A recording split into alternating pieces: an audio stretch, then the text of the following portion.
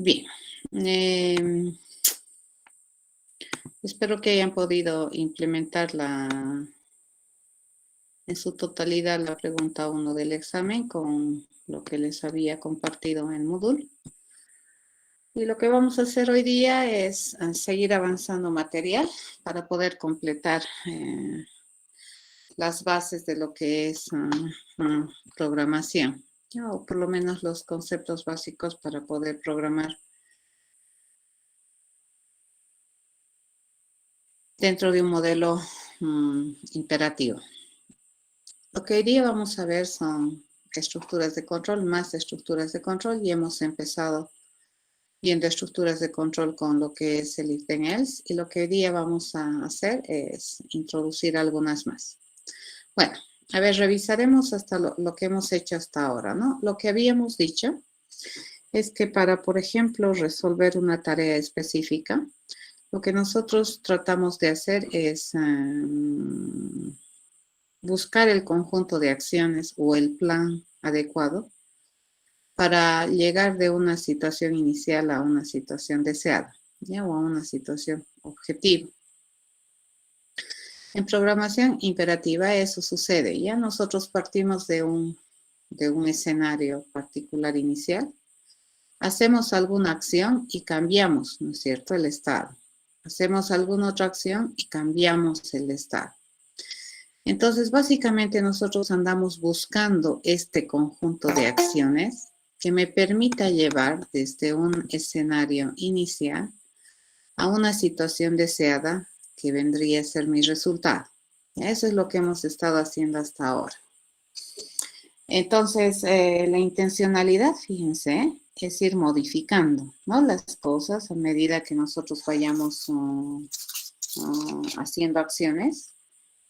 Siempre mirando, ¿no?, que lo que vamos a lograr es el objetivo planteado. A ese conjunto de acciones nosotros le hemos considerado, le hemos llamado un método, que desde la definición de la Real Lengua Española es completamente válido decir que es un procedimiento sistemático para realizar una tarea. Es un conjunto de acciones para hacer algo. Así se define un método. Dentro del marco de lo que nosotros hemos estado trabajando, el método también tiene otra connotación, ¿es cierto?, en la programación orientada a objetos, y es el procedimiento sistemático por el cual los objetos de alguna clase saben resolver una tarea, o tienen que hacer para realizar una tarea. Eso básicamente es lo que hacemos. ¿Qué instrucciones hemos estado viendo o con qué tipo de construcciones mentales hemos estado trabajando para poder dar solución a los problemas que hasta el momento hemos resuelto? Básicamente dos funcionales muy importantes. Una, que es la asignación, que me permite asignar contenidos, ¿no es cierto?, a variables, o que me permite indicar qué dato es el que debería representar alguna variable. ¿Ya? Eso es lo que hace una instrucción de asignación. Y hemos visto una estructura de control ya, que es la estructura de control condicional. Habíamos visto la condicional simple y la condicional múltiple conceptualmente hablando. Incluso ya hemos utilizado, ¿no?, estas condicionales para resolver problemas. Dentro de lo que es la estrategia de solución de problemas y este plan de acciones que yo debo hacer para llegar de una situación inicial a una situación deseada, pues la asignación, fíjense, se considera una acción relativamente simple, ¿ya? Simple en el sentido de la escritura, en el sentido de cómo se ejecuta, pero no simple en el sentido de lo que representa, ¿no? Su representación a término o a nivel de mental es bastante poderosa la asignación. Prácticamente con asignaciones hacemos casi todo. Habíamos visto esta estructura de control que es el condicional, que dentro del plan de acción, toda esta, fíjense, toda la condicional, todo este esquema, este armazón que tenemos, esta estructura que tenemos, se puede considerar como una acción, ¿de acuerdo? Que me permite, a partir de este estado, poder modificar, digamos, algo y llegar a este otro estado. Ya, esta es una estructura de control. Una vez que nosotros tenemos este conjunto de acciones, digamos, identificados, este conjunto de acciones se hace de forma secuencial. Una, luego esta otra, que es compleja, luego otra y así, ¿no? Hasta que algún día nosotros podamos llegar al estado deseado. Ese vendría a ser un plan para resolver algo. Ya es el conjunto de acciones. Como ya habíamos visto en la estructura de control condicional, pues estas estructuras tienen la misión de modelar alguna forma de procedimiento que los seres humanos utilizamos en la cotidianidad para resolver cosas, ¿no? Por ejemplo, el tomar decisiones e ir por una vía u otra alternativa es bastante común para nosotros los seres humanos. Y la estructura de control condicional me permite modelar esta forma de operar o esta forma de accionar que tenemos los seres humanos. ¿Por qué se denominan estructuras de control? Porque estas estructuras te permiten modificar la forma de leer un programa. Y entonces ya no vamos a leer de corrido de izquierda, de arriba abajo, de izquierda a derecha, sin obviar nada, ¿no? Las estructuras de control te permiten probablemente repetir la lectura de una línea, te permiten obviar la lectura de una línea, ¿ya? A eso se llama una modificación del flujo de lectura normal que nosotros tuviéramos de ese programa que está escrito. Entonces, la estructura de control te permite, ¿no?, alterar ese flujo de lectura normal bajo una semántica bastante bien especificada, bien identificada, bien definida y no ambigua. ¿De acuerdo? Eso es lo que hace una estructura de control. En el caso del condicional, fíjense, nosotros podemos escribir un condicional en varias líneas. ¿Ya? Puede tener varias instrucciones y no todas las que nosotros encontremos se van a leer y se van a ejecutar. Entonces, ¿cómo se van a ejecutar? Se van a ejecutar de acuerdo a una semántica operacional bien definida. Toda estructura de control, entonces, siempre tiene eso, ¿ya? Una semántica operacional asociada que es bastante específica, no es ambigua.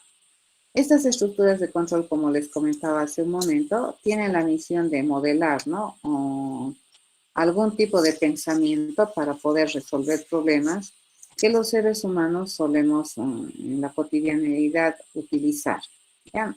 Te permiten abstraer el pensamiento o el razonamiento humano.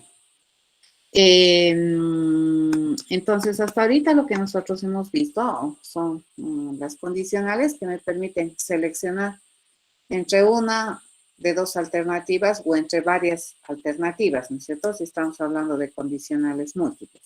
Lo que nos toca ver o empezar a ver ahora son estas estructuras de control de repetición en las cuales nosotros a veces necesitamos repetir más de una vez una acción para poder lograr conseguir un objetivo.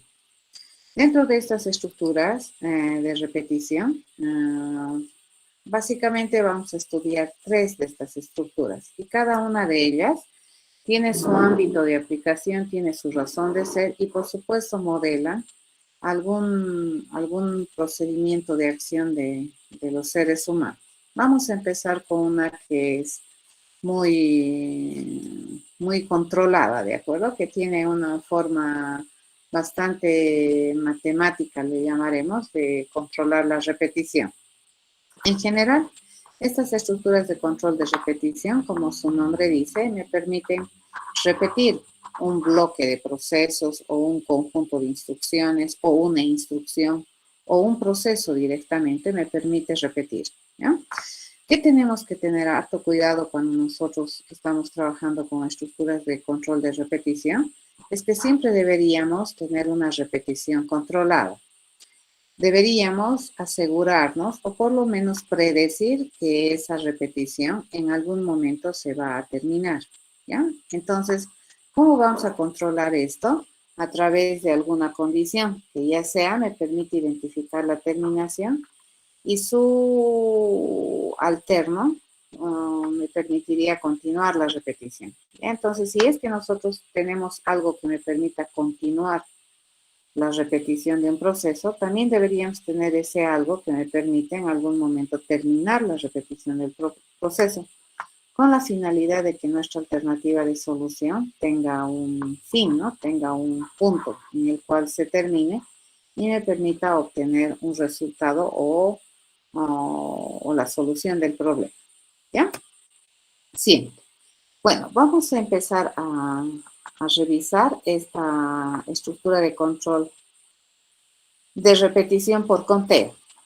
Muchas veces en el contexto cotidiano nosotros solemos hacer procesos una cantidad de veces predefinida, ¿ya? Y vamos contando, ¿no? La primera, la segunda vez, la tercera vez, hasta la enésima vez vamos a hacer ese proceso de manera repetida. Entonces, en este estilo de pensamiento de repetir un proceso, pues vamos a controlar la repetición y también vamos a controlar la terminación sobre la base de un conteo. Ya voy a decir 1 vez, 2 veces, 3 veces, 4 veces, 5 veces, así voy a repetir el proceso. Dentro de esta estructura de control de repetición, el concepto de conteo o de contador es esencial.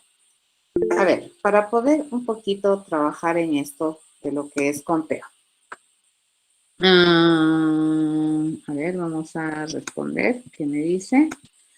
Las estructuras de control, dice, contarían como una instrucción. Son en realidad, Alejandro, un comando. Hay un libro en la que se habla de semánticas de lenguajes de programación y ahí en las estructuras de control las consideran un comando, ¿de acuerdo? Más que una instrucción es un comando. Los comandos te dicen, ¿no? Que probablemente es algo mucho más complicado que una instrucción simple, ¿no? Que tiene unas semánticas asociadas simple. En el caso de las estructuras de control dentro del plan de acciones, una estructura de control la podríamos contar como una acción que hay que hacer o un paso.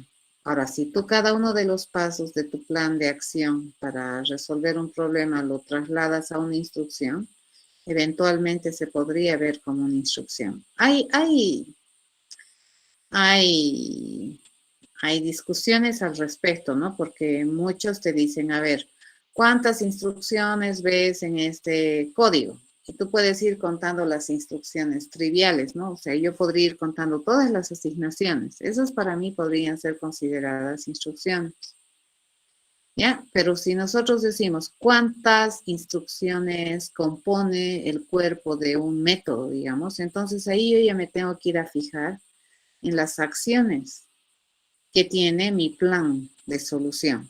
Es diferente, ¿ya?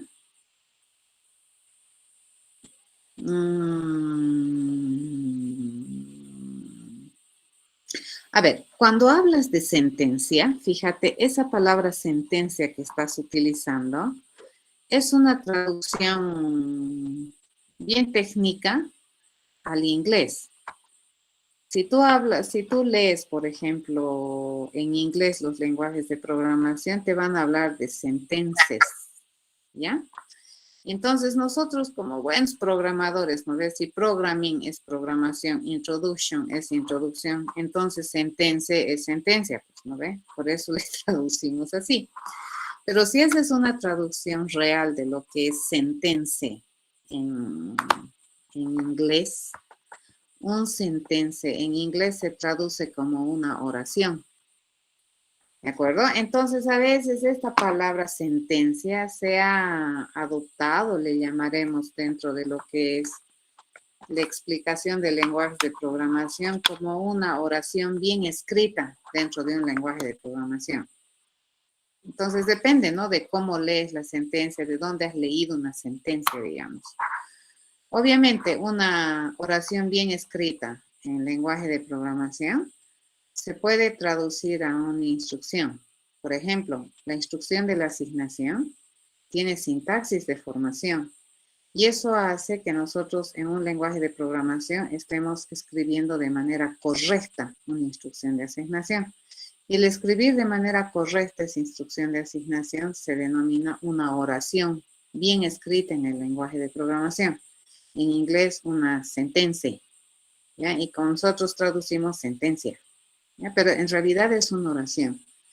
A cada una de esas oraciones que nosotros escribimos se le asigna una semántica operacional, que es la forma en cómo se va a ejecutar, en cuántos pasos, cuán complicada es la ejecución de cada una de esas oraciones, o cómo sería el entendimiento operacional de cada una de esas oraciones bien escritas por parte de la computadora.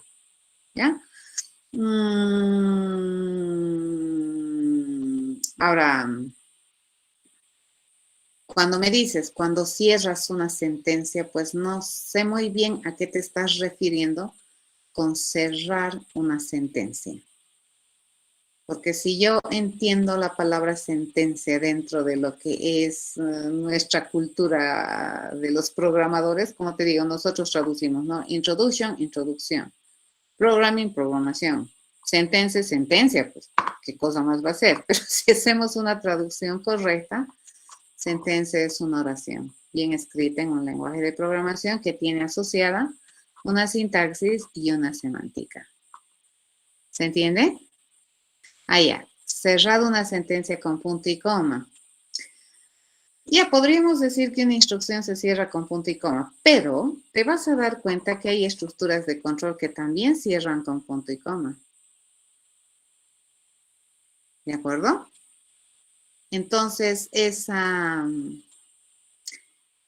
generalización que estás haciendo respecto al cierre de una sentencia que identifica una instrucción versus una estructura de control no es correcta.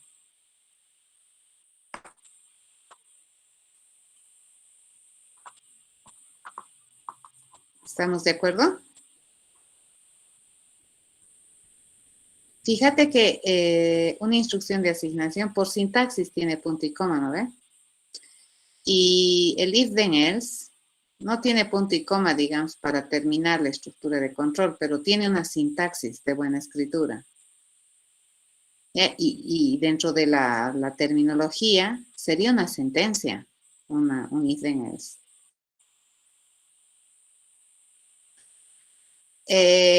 Por eso te digo, dependiendo, ¿no?, de la bibliografía que revisas, hay un libro que es el Swift, que dice que en semánticas de lenguajes de programación considera que las estructuras de control son un comando, pero si tú vas a fijarte cuál es la diferencia entre instrucción y comando, en muchas ocasiones estos dos términos se utilizan como sinónimos dentro del área de computación. Lo único que tenemos que saber es que tanto las instrucciones de asignación como las estructuras de control tienen una estructura sintáctica de buena escritura y tienen asociada una semántica operacional. O sea, no podemos desligar las dos cosas. Ya, si bien es cierto, la instrucción de asignación, fíjense, se escribe en una sola línea, su semántica operacional es de dos golpes, ¿de acuerdo? O sea, hace dos acciones así. Primero evalúa la expresión y luego la segunda acción que hace es asignar el resultado de esa evaluación en la contenedora, que es la variable, ¿cierto? Entonces, fíjense, esa es su semántica operacional, ¿ya? Ahora, las estructuras de control evidentemente van a tener una semántica operacional un poco más complicada, pero estas estructuras de control también se ejecutan. Las instrucciones por definición que se hacen se ejecutan. Las expresiones por definición que se hacen se evalúan. Las estructuras de control se ejecutan, pues.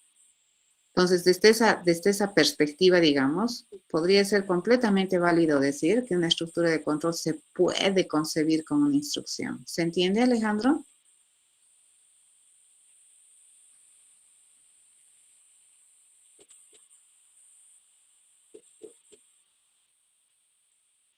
¿Ya? Ok, entonces todo aquello, las estructuras de control también se ejecutan. Yo suelo llamarle comandos a veces, ¿sí? A las estructuras de control les puedo llamar comandos. Pero de hecho, fíjate, en este gráfico que nosotros tenemos aquí, Yo no he agarrado que el cuerpo del sí o el cuerpo del no son instrucciones independientes. O sea, no son sueltas, no están secuencializadas, no, sino que más bien el cuerpo del sí y el cuerpo del no, que a su vez pueden ser instrucciones, forman parte del condicional. Entonces, estas por sí solitas no existen si no están dentro de la condición. Entonces, el hecho de tener aquí un condicional para nosotros es una acción compleja, pero es una acción. ¿Ya? Esto se ejecuta y se ejecuta sobre la base de una semántica operacional. Y desde esa perspectiva, pues se puede concebir como una instrucción. ¿Ya? Ok, entonces, ¿qué estábamos hablando de las repeticiones por conteo? Esta clase de estructuras de control te permiten repetir un bloque, ¿ya? De instrucciones o un proceso sobre la base de control de conteo. ¿Ya? Entonces, cuando nosotros hablamos de contador, estamos hablando de una variable que va cambiando, que va modificando su valor, su estado de manera sistemática. ¿Ya? Y siempre va cambiando en unidades constantes. Por ejemplo, si yo digo 2, 4, 6, 8, 10, ese es un contador que va contando de a 2. ¿Ya? O yo puedo decir 10, 11, 12, 13, 14, 15, 16. Ese es un contador que va cambiando su valor en conteos de 1. ¿Ya? Entonces, ese valor de conteo, fíjense, es determinado. Es bien específico, no cambia. ¿De acuerdo? A esa clase de estructuras que nosotros tenemos para poder controlar alguna cosa o definitivamente para contar se le denomina un contador. Es una variable de automodificación con un valor constante usualmente. Pero si yo digo 10, 5, 21, 32, 45, 57, ese no es un conteo, ¿correcto? Porque solo Dios sabe qué va a venir en el siguiente valor. Entonces ahí yo no puedo predecir, digamos, el conteo. Eso que acabo de explicarles o de enunciar hace un momento, eso no es una variable de conteo, sino más bien es una acumuladora. Ya es también una variable de automodificación que puede ir modificando su contenido, pero en piezas o en valores variables. No necesariamente cada vez que modifica en valores constantes. ¿Ya? Esa es una diferencia. Lo interesante del conteo, fíjense, es que es determinístico, ¿ya? Es predecible. Si yo digo que voy a tener un contador que se comporta así, 10, 11, 12, 13, 14, 15, el próximo valor nosotros podemos predecir cuál sería 16, ¿correcto? Eso hace que sea un conteo. Que también estoy identificando, fíjense, cuando hacemos conteo, siempre tenemos que poner un valor base sobre el cual se cuenta, ¿no es cierto? Si yo digo 10, 11, 12, 13, entonces mi valor base de conteo es el 10 y mi valor de conteo es el 1. Entonces, esta forma de modificar, digamos, los valores que puede asumir mi conteo es completamente sistemático, determinístico y tiene, ¿no?, rangos de conteo. Entonces, cuando nosotros tenemos estas estructuras de control de repetición basadas en conteo, vamos a utilizar un contador como el elemento que me va a permitir, ya sea repetir o ya sea terminar. Para que nosotros podamos tener una finalización de la repetición, nosotros vamos a tratar de tener este conteo en un intervalo determinado. Y entonces vamos a asumir valores de conteo en un intervalo que me define el valor inicial de conteo y me defina el límite de conteo. Y por supuesto, me defina el valor de conteo, ya que tiene que ser constante. Entonces, por ejemplo, nosotros podemos querer repetir el proceso, fíjense, podemos querer repetir el proceso n veces. Entonces, ¿qué es lo que yo voy a hacer? Yo voy a repetir el proceso la primera vez. Y si yo quiero repetir n veces este proceso, entonces yo no voy a escribir este proceso n veces en mi programa. No me conviene, porque eso pues me causa, un programa muy grande, ¿de acuerdo? Una redundancia innecesaria ¿ya? Y básicamente no estoy aportando nada nuevo al control copy, control paste 10 veces del mismo proceso. Entonces, ¿qué es lo que yo puedo hacer? Es solamente escribir una vez el proceso e indicar que ese proceso yo quiero que se ejecute n veces. ¿De acuerdo? Entonces, ahí, por fuera del proceso, yo tengo que poner un mecanismo de control para que este proceso se ejecute n veces. Y una muy buena manera de controlar esta ejecución del proceso n veces es sobre una estructura de control de conteo, o sea, controlando la cantidad de veces que estoy ejecutando el proceso, ¿ya? Entonces, en este caso, nosotros vamos a basar, digamos, el control de cuántas veces se hace este proceso sobre la base de un contador, que en este caso le vamos a denominar I. Y nuestro contador, si me dicen que quiero repetir el proceso n veces, entonces mi contador va a empezar a contar en 1. Y mi variable de conteo, mi valor de conteo va a ser 1. Entonces, cada vez que yo vaya a contar va a ser más 1, más 1, más 1, más 1. Así, ¿hasta qué? Hasta que algún día, pues contemos el último 1, lleguemos a n, y la siguiente vez que yo cuente una vez más n, entonces ese debería ser el momento en que yo debería terminar de repetir el proceso, ¿ya? Entonces, este esquema, fíjense, que nosotros quisiéramos para algún caso o necesitamos representar para resolver un problema, pues lo podemos escribir de una manera bastante sistemática y reducida, sin necesidad de hacer esto varias veces, ¿ya? Sin necesidad de reescribir este proceso varias veces. ¿Qué ventajas te trae esto? Que tú puedes manejar estos umbrales de la cantidad de veces que quieres hacer este proceso de manera dinámica, le llamaremos. Por ejemplo, aquí n no sabemos qué valor tiene. Lo único que sabemos es que este valor debería ser un valor discreto, ¿correcto? Porque los contadores siempre se mueven en dominios discretos, es decir, 1, 2, 3, 50, 51, por ejemplo, 45, 50, 60, 55, 60, cosas así, ¿ya? Entonces, los valores o el dominio de valores donde un contador se mueve siempre es discreto. No solemos contar números reales. Por ejemplo, yo no puedo decir 0.5, 0.7, 0.8 ahí. Fíjense que nosotros sabemos que entre dos valores reales hay infinitos valores reales. ¿Ya? Entonces, los números reales no suelen ser buenas variables o buenos dominios de valor para hacer conteo, por lo menos determinístico, ¿ya? Por la cualidad de los valores que significan los números reales. Entonces, en este caso, si ustedes observan, el valor de n no es conocido, ¿ya? Y eso hace que mi problema se profundice más.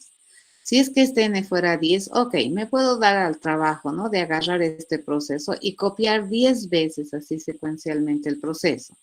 Pero si yo no sé cuántas veces quiero repetir el proceso, entonces ahí ya tenemos un grave problema y no nos va a quedar otra que tratar de abstraer de acuerdo a esta cantidad de veces de hacer el proceso sin necesidad de copiar el proceso n veces, porque encima yo no sé cuánto vale n. Entonces debería haber alguna manera de poder regular, ¿de acuerdo? La repetición de este proceso, escribirlo una vez y utilizarlo más de una vez sobre la base de la repetición que está basada en este conteo, que va a asumir valores válidos de conteo en un intervalo, ya que en este caso está definido por un valor inicial 1 y un valor final n. ¿Ya? Cuando nosotros tenemos esta clase de pensamiento, de razonamiento, tenemos un plan, fíjense, en el cual yo sé que un proceso lo tengo que hacer X veces, ¿ya? Lo tengo que hacer X veces, ¿no? De manera contable, digamos, 1, 2, 3, X veces.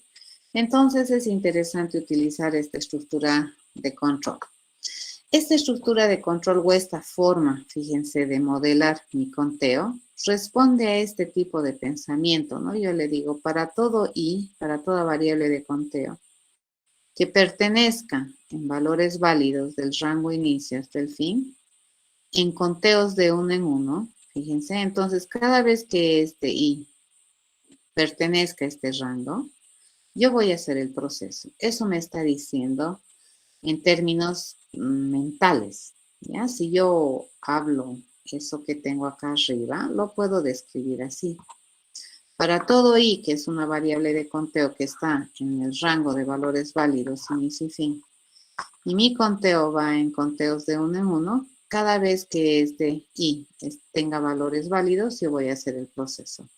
A la primera que este i obtenga un valor que no está válido para este rango, entonces yo voy a terminar de hacer mi proceso. Este pensamiento que tenemos aquí lo voy a escribir.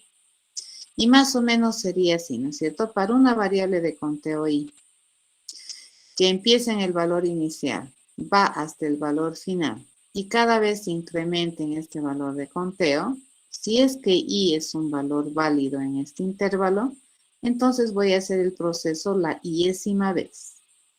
¿De acuerdo? La primera vez, la segunda vez, la tercera vez y así sucesivamente. Una vez que termino de hacer el proceso, yo lo que voy a hacer es actualizar mi variable de conteo y le voy a decir que vaya a asumir el próximo valor de i. ¿Ya? ¿Y cuál va a ser el próximo valor de i? Va a depender, ¿no es cierto?, de esta variable de modificación, que en realidad no es variable, ¿no? Este es un valor constante. Una vez que tú defines, ¿no?, ese valor para incremento, este no debería modificarse hasta que se termine de contar. ¿De acuerdo? Debería ser predecible, eso te dice. Entonces, el próximo i, ¿cómo se obtiene? Se obtiene modificando mi conteo, el valor actual que tenía i, le sumo este valor de incremento y luego vuelvo a verificar si es que ese nuevo valor de mi conteo pertenece al intervalo que hemos identificado como rango de repetición. Si es que pertenece, entonces volvemos a hacer el proceso. ¿Ya? Esto tiene una semántica asociada. En términos generales, fíjense, en términos mentales, y si nosotros pensamos en castellano, más o menos, esto que hemos escrito aquí, ¿ya?, se representa así.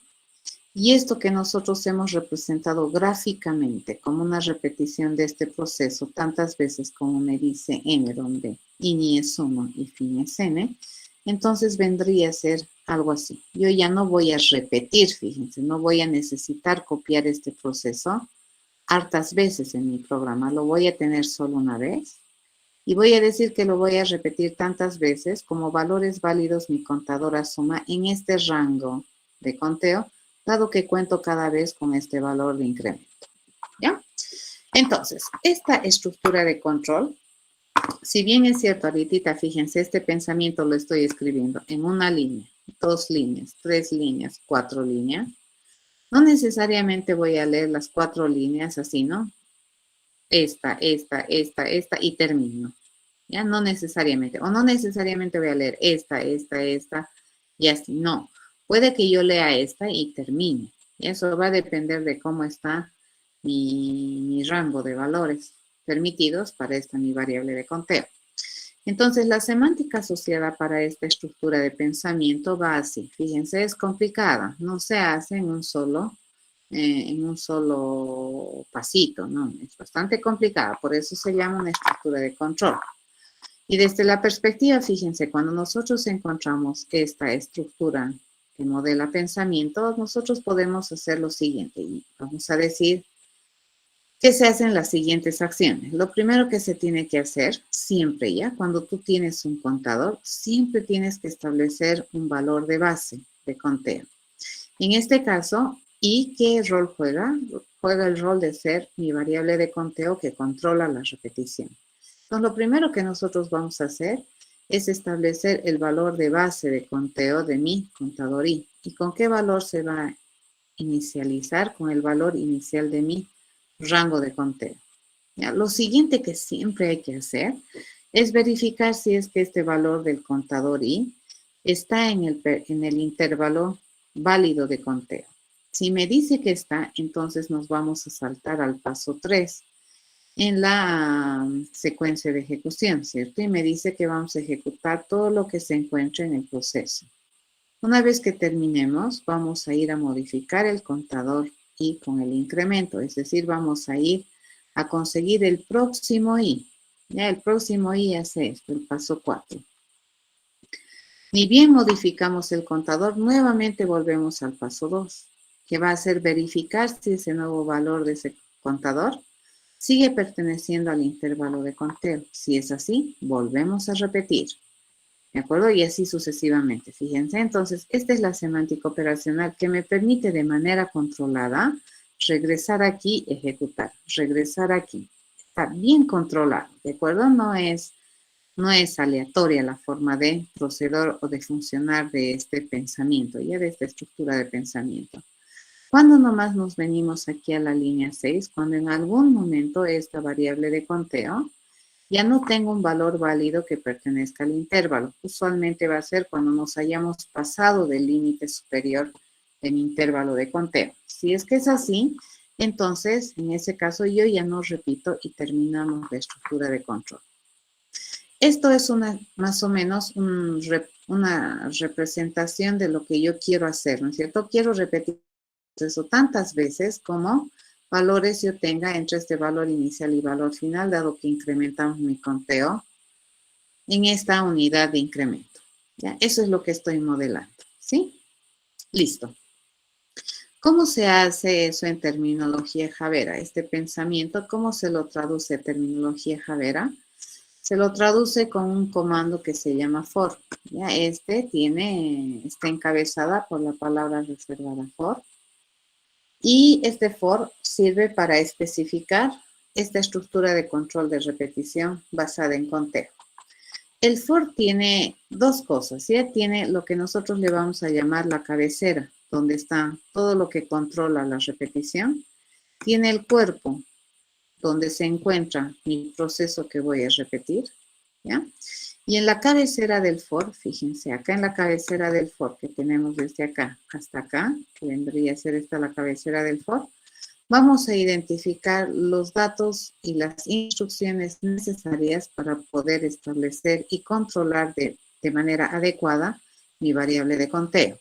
¿Ya? Entonces, vamos a tener tres secciones. Esta es la forma en que Java ha planteado, ¿no? Cómo se debería modelar un for. Ahora, dependiendo del lenguaje de programación que tú vayas a aprender, tú tendrías que ir a averiguar cómo se modela un for o una estructura de control de repetición basada en conteo, ¿ya? O el para todo y algo así, ¿no? Eso estamos tratando de modelar.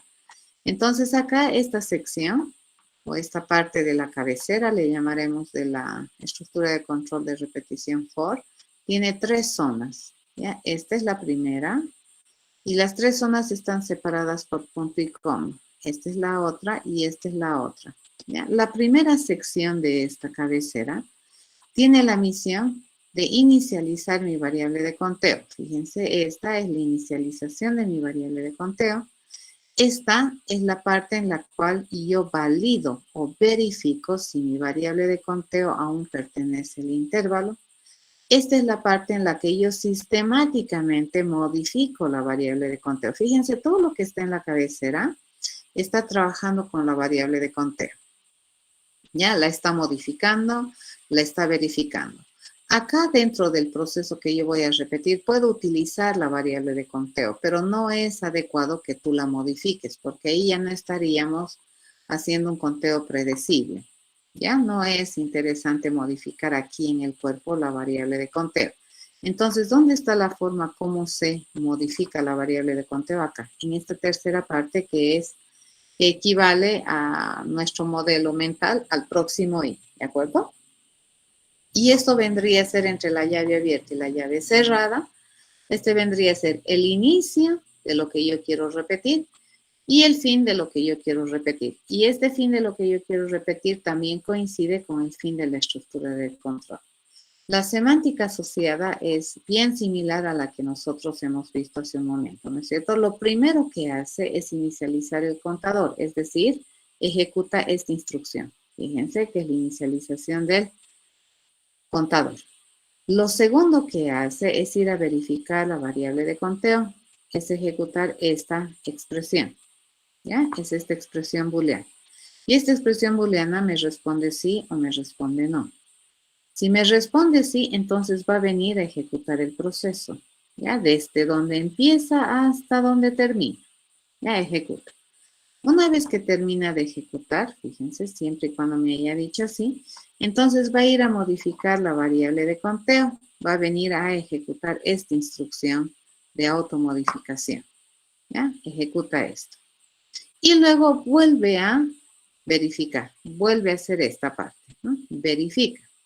Si es que me dice que sí, ejecuta. Luego, ¿qué hace? Modifica, verifica y repite. ¿Ya? Modifica, verifica, repite. Hasta algún momento en que esta verificación me diga falso. Si me dice que esta verificación ya no es válida, entonces termina y estamos ya listos para continuar con lo que viene aquí abajo si es que hubiera alguna otra cosa más por debajo. ¿De acuerdo? Si ustedes observan, esta semántica operacional que tenemos es idéntica a la semántica que hemos visto en la anterior diapositiva. Solamente que aquí ya estamos ya identificando en terminología Javera dónde se encuentra cada parte, ¿no? Cada una de estas partecitas, fíjense, está muy bien identificada en la sintaxis de buena escritura de un comando for. ¿Ya? Así funciona. ¿Sí? Eso es. Ahora, mi variable o mi valor de incremento puede ser cualquier unidad. Puede ser ya sea negativo, ya puede ser positiva, digamos, pero siempre, ¿no? Mis rangos deberían ser consistentes. No necesariamente es de uno en uno. No necesariamente mi valor de inicio empieza en 1. Puede empezar donde tú quieras. Y mi valor final, obviamente, es un rango de límite final en un intervalo ascendente. Este es un conteo, fíjense, creciente en un intervalo ascendente. Podemos tener también conteos descendentes o decrecientes y mi intervalo debería ser descendente. Ya, luego vamos a ir viendo estas particularidades que tenemos para utilizar esta estructura de control de repetición por conteo. Bien, ya sabemos cómo se escribe entonces una estructura de control de repetición por conteo en terminología Javera.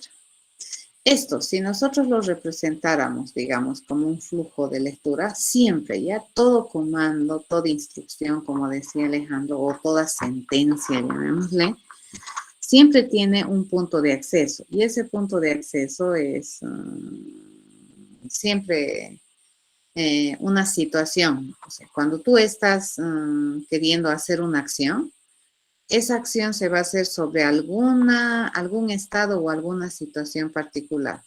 Y cuando termines de hacer la acción, probablemente el estado o la situación va a cambiar. Esa es la intención, ¿no? De tener estas acciones, es transformar.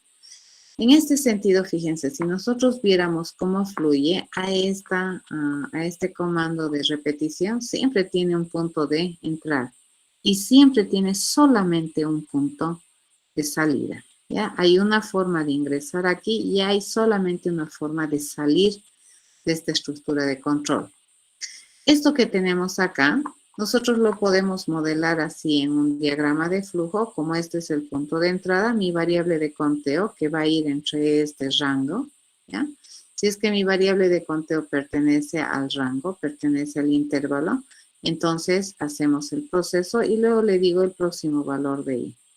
¿Ya? Volvemos a hacer esto, verificamos si está en el intervalo, hacemos el proceso y volvemos a modificar y nuevamente verificamos. En algún momento la verificación me va a decir que i ya no pertenece al intervalo y esa es la única vez que nosotros terminamos este comando. ¿De acuerdo? No hay otra forma de terminar el comando.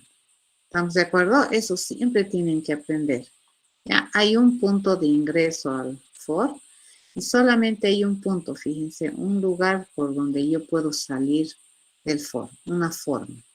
Y eso va a suceder en todas las estructuras de control, aún en las condicionales, porque si nosotros hacemos la traza de cómo se hacen las cosas dependiendo de los valores que va asumiendo, siempre va a asumir solamente un camino. En este caso, fíjense, si nosotros decimos está en el intervalo, SAS va a volver, ¿no? Si sigue en el intervalo, vuelve. Fíjense qué estamos haciendo, estamos repitiendo, ¿no? Vuelve, ¿de acuerdo? Vuelve, si está en el intervalo. Llega un momento en que este i me dice no está en el intervalo, entonces se viene aquí y continúa con lo que viene después.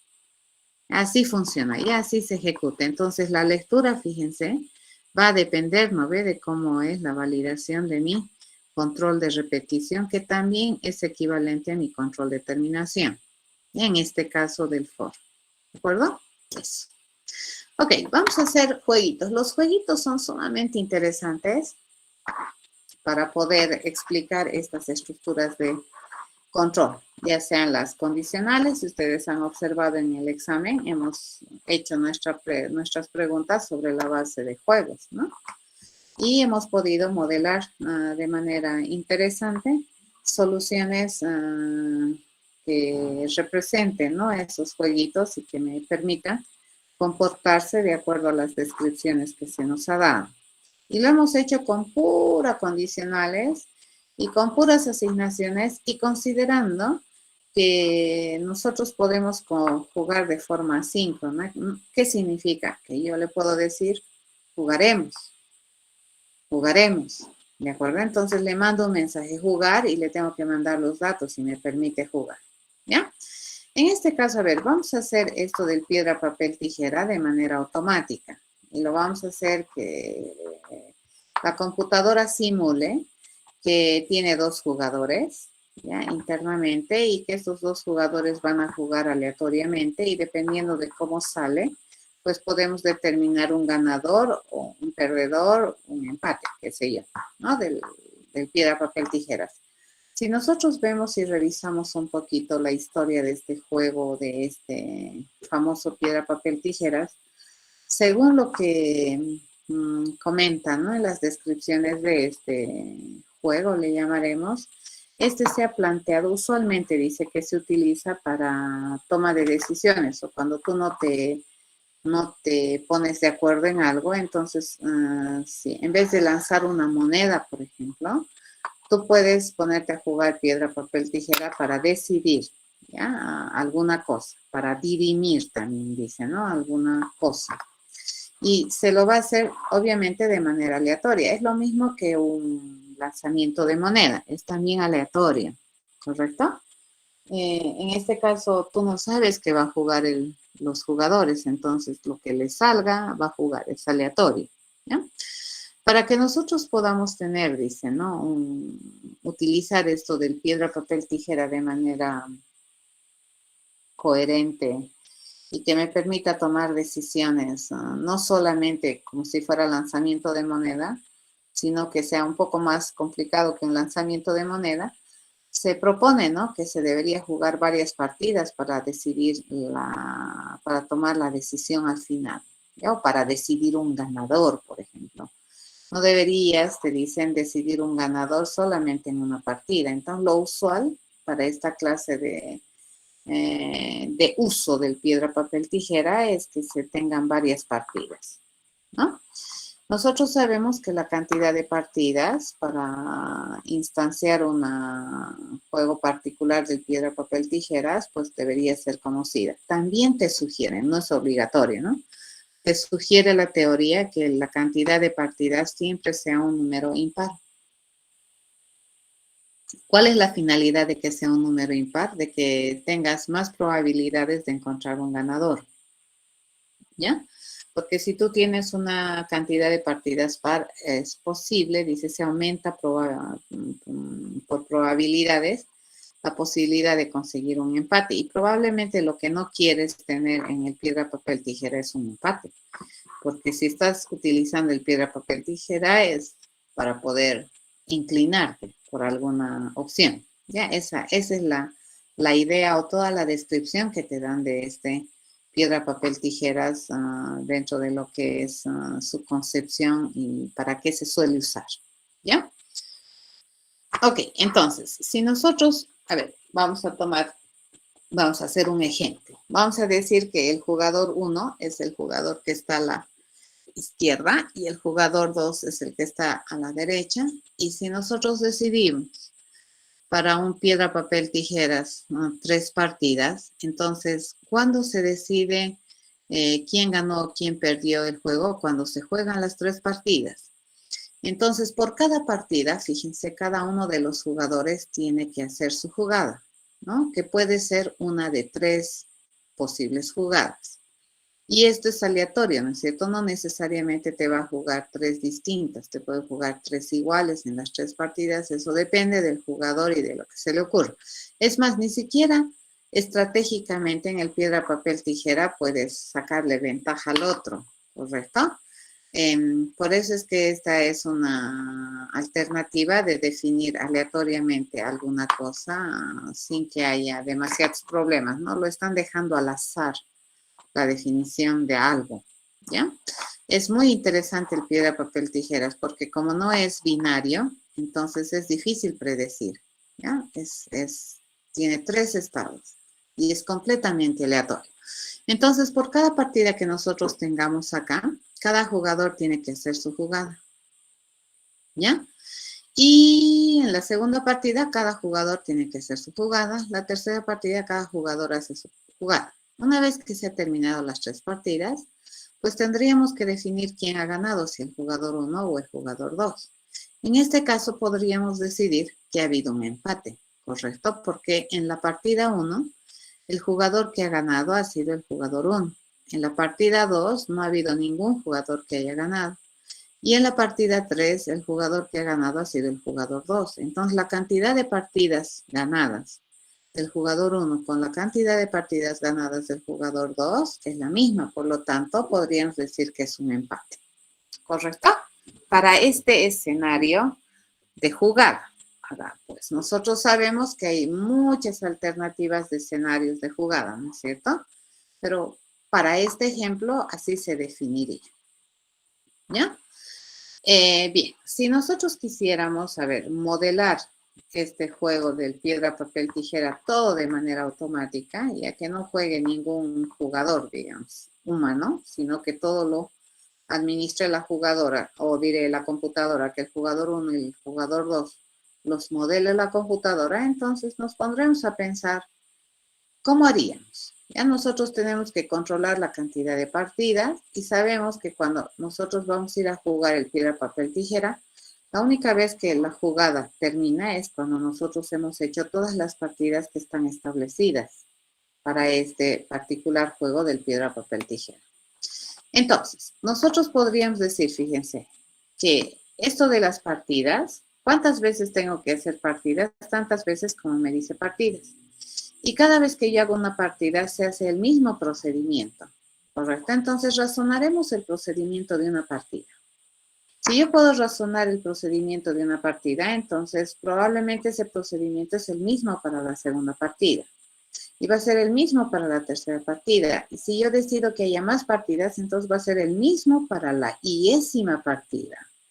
¿De acuerdo? Entonces, independientemente de en qué partida estás, parece que el procedimiento para determinar el más uno a este o ninguno a ninguno, entonces va a ser el mismo. Eso vamos a esquematizar. ¿De acuerdo? Lo que vamos a tratar entonces de modelar es qué se hace en cada partida.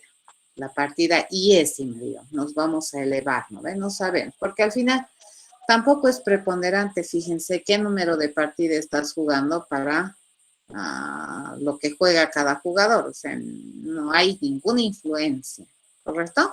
Entonces, vemos, si nosotros modelamos cualquier partida, la 10ª partida, básicamente, ¿qué es lo que tenemos que hacer? Tenemos que irle a pedir la jugada al jugador 1 y a esa jugada le vamos a llamar la jugada 1. Luego le vamos a pedir al jugador 2 que haga su jugada y a esa jugada le vamos a llamar la jugada 2. Nosotros sabemos que la jugada 1 y la jugada 2 puede ser una de estas 3 alternativas, no las 3, ¿no? Es una de estas 3 alternativas, es una de estas jugadas. ¿Cuál alternativa es? No tengo la menor idea. ¿Ya? No sabemos cómo va a jugar cada jugador.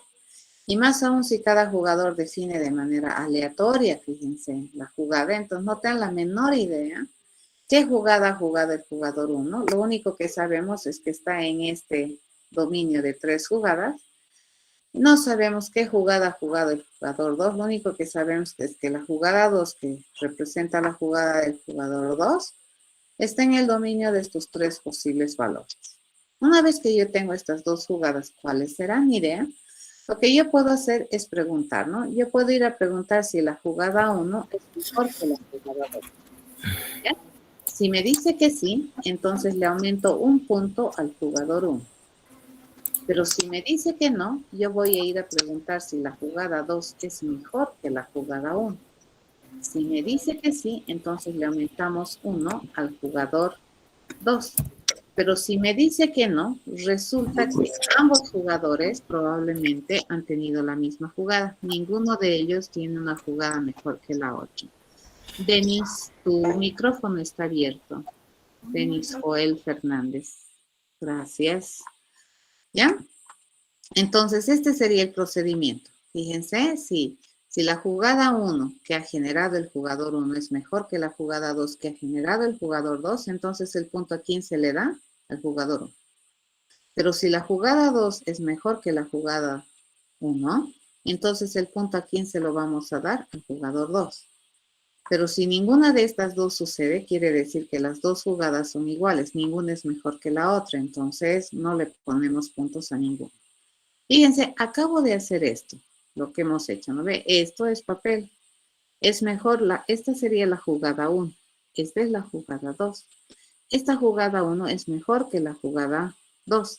Entonces, un punto, ¿a quién le pegamos? Al jugador 1. ¿Correcto? En este caso, fíjense, la jugada 1, o la jugada 2 en realidad, es mejor que la jugada 1. Entonces, ¿a quién le vamos a poner el punto? Al jugador 2. Pero si no se da esto ni esto, entonces la única opción es que haya sido algo así, que las dos jugadas sean iguales. Esta no es mejor que esta, ni esta es mejor que esta. ¿Correcto? Entonces, en este caso, pues no le ponemos puntos a ninguno. Acabo de modelar eso. ¿De acuerdo? A esto que acabo de hacer le vamos a decir que es el proceso para cada partida. Entonces, cada vez que haga una partida, tengo que hacer este razonamiento.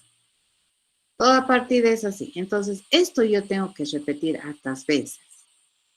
¿Estamos de acuerdo? Tantas veces como número de partidas me dice. Entonces, imagínense, este es chiquitito. Entonces, tratar de repetir esto, control copy, control paste, control copy, control paste, es más, y si encima no sé cuánto es el número de partidas a priori, entonces yo no voy a poder hacer eso. ¿Correcto? Entonces, ¿qué es lo que vamos a hacer? Vamos a identificar qué es el proceso que tengo que hacer varias veces. Lo que tengo que hacer varias veces son las partidas, ¿no? Y así se explica una partida. ¿Cuántas veces tengo que hacer una partida? Fíjense, esta es una partida. ¿Ya? ¿Cuántas veces tengo que hacer una partida? Tantas veces como número de partidas me haya determinado el juego. Entonces le voy a decir, para toda variable de conteo, esté en el rango entre 1 hasta inclusive el número de partidas y cada vez cambiando mi conteo de 1 en 1, yo voy a hacer una partida. Voy a hacer la primera partida, la segunda partida, la tercera partida y así hasta el número de partidas que tenga el juego. ¿Ya? Eso voy a hacer en las partidas. Y las partidas básicamente que hacen, alteran, ¿no es cierto?, el puntaje de los jugadores. Entonces yo le puedo sumar puntaje a un jugador, le puedo sumar puntaje al otro jugador o puedo no sumarles algo, ¿ya? Al terminar de jugar las partidas, fíjense, ¿esto qué representa? Haber jugado todas las partidas. Esto representa solo una partida y todo esto que está en el azul representa el juego de todas las partidas. ¿Cuántas partidas jugamos? Tantas como número de partidas se haya definido. Ya sin olvidarme de ninguno. Una vez que termino de jugar las partidas, voy a determinar quién es el ganador de mi juego. La única vez que yo determino al ganador es después de haber hecho toditas las partidas. No puedo determinar un ganador a medio juego. ¿Correcto? Entonces, cuando terminamos de jugar el piedra, papel, tijera, cuando hemos agotado todas las partidas del juego. Una vez que hemos hecho eso, entonces, ¿cómo vamos a determinar cuál es el mejor jugador o cuál es el que ha ganado? Yo le voy a preguntar al jugador 1 si es mejor que el jugador 2. Ya si es mejor, entonces el ganador es el jugador 1. Pero si me dice que no, yo voy a ir a averiguar si el jugador 2 es mejor que el jugador 1. ¿Ya? Si me dice que sí, entonces mi ganador es el jugador 2. Pero si me dice que no, entonces no hay ganador, ¿correcto? En inferencia lógica, ¿qué podríamos pensar? Que ha habido un empate. ¿Estamos de acuerdo? ¿Y cómo es que yo puedo pedirle a mi jugador 1 decidir si es mejor que el jugador 2? Bueno, mi criterio común a mí me dice, por la forma en que hemos trabajado las partidas, es que cada vez que un jugador 1 tiene una jugada mejor que la del jugador 2, le vamos a aumentar +1 en su puntaje. Entonces, aparentemente hay manera de decidir cuál jugador es mejor que el jugador 2. Cuál jugador es mejor que el otro jugador, ¿no? Y esto sobre la base de qué vamos a hacer, sobre la base de la cantidad de puntos que haya acumulado mis jugadores al haber hecho todas las partidas del juego. Hasta aquí. ¿Todo entendido?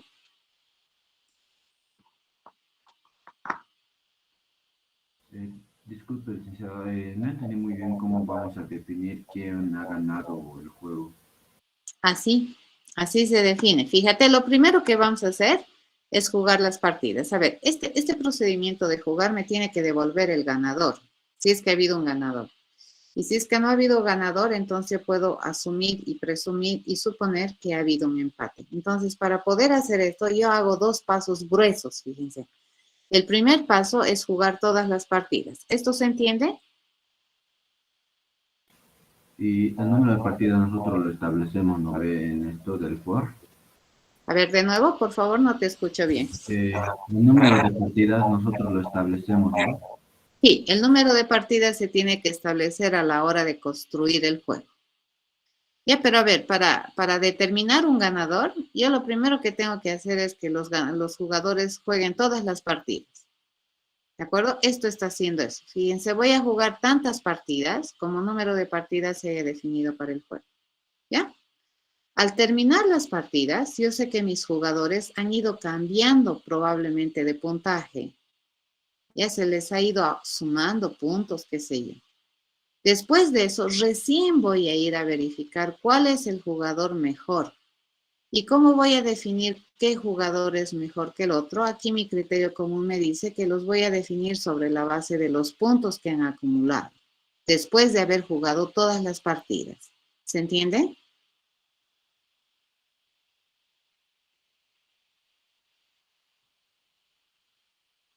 ¿Sí? Me confunde un poco. ¿Esto de definir este proceso sería otro método o sería parte del método que estamos haciendo? A ver, de nuevo no te entiendo bien. Tengo mucho eco cuando me hablas. A ver, de nuevo, por favor.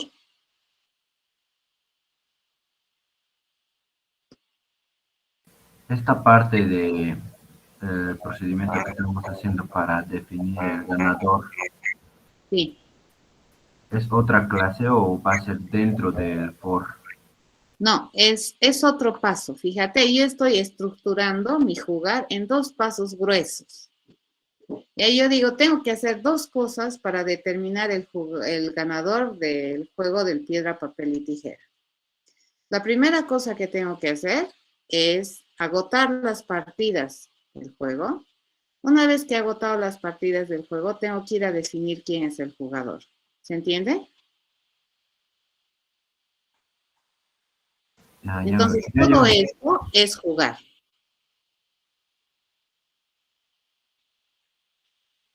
¿Se entiende? Todito esto es jugar.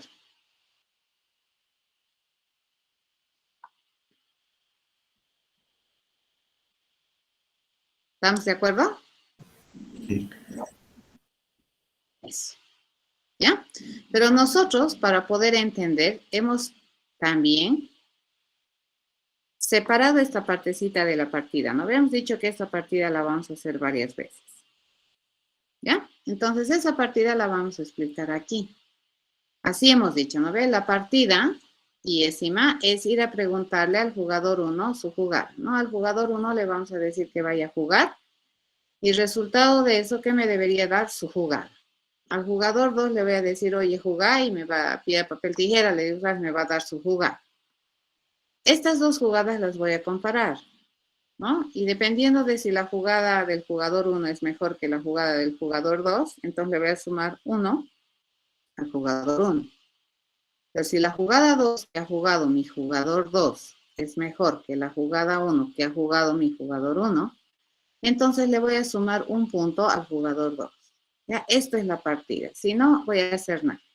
Esto lo traduzco a programa. Eso nosotros ya lo sabemos hacer. Fíjense, esto que tenemos aquí que es jugar, lo voy a traducir a programa.